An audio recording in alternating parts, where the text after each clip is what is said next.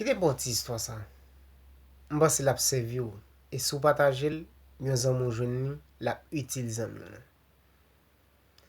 Nou konen moun Port-au-Prince, apre ou fin marye, an pil la den yo toujou bezwen yon ti moun pou rit avek yo, pou util yo. Sete yon dam, apre mariage li desen nan province, al kay yon moun, al cheshe yon ti moun pou vin rit avel sevi ak li.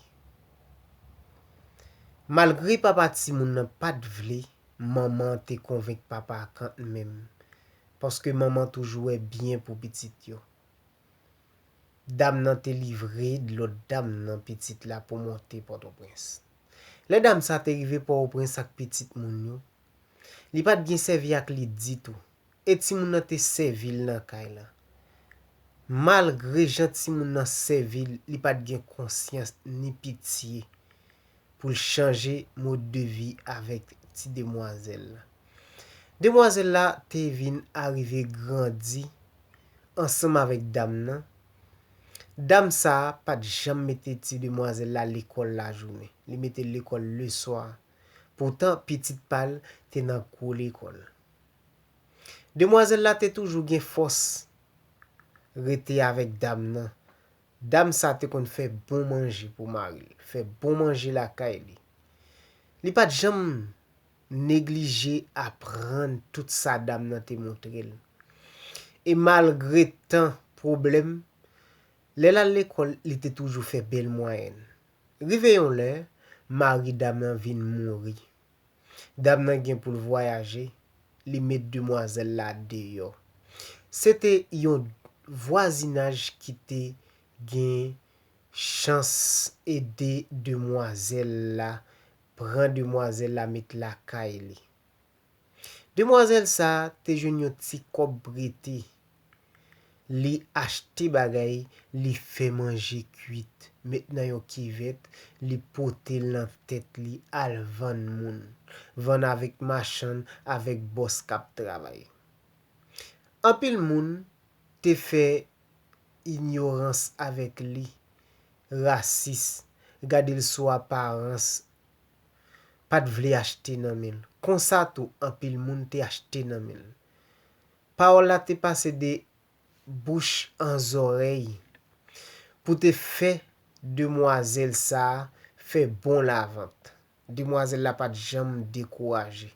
Et en pile moun qui te manger te encouragé demoiselle la fait plus manger pour vendre.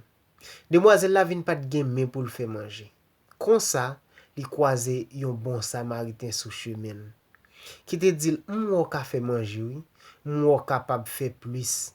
Sou je nou côté, ou pas ta reme met ton petit restaurant, petit bagay, demoiselle la dit oui, mais m'pa gen opportunité, m'pa gen assez de matériel pour m'ta faire. Dame nan dit ou pas besoin inquiéter ou. M'a edo acheter tout bagay. M'a edo fait tout bagay. Comme ça, le ou fait bénéfice ou a aider ou a partager un petit monnaie avec dans ça qui dépense que m'fait yo. Demoiselle la pas de jambe découragé à toute force li te dit dame nan oui. Demoiselle la te allé ensemble avec dame nan, acheter tout ça li besoin, fait restaurant complètement.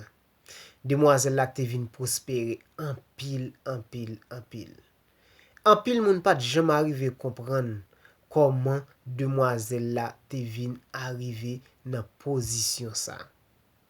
C'est juste pour me dire que dans la vie, on moun besoin gen décision, détermination et gen courage. Pas peur commencer, si ou peur commencer, ou pas jamais fini. Demoiselle la te toujours rete avec ferme décision yon jour la gen dans la ville. Et en pile moun te toujours reme pour ta nan place demoiselle sa. C'est juste pour me dire dans la vie ou toujours être focus. Pas jamais peur commencer.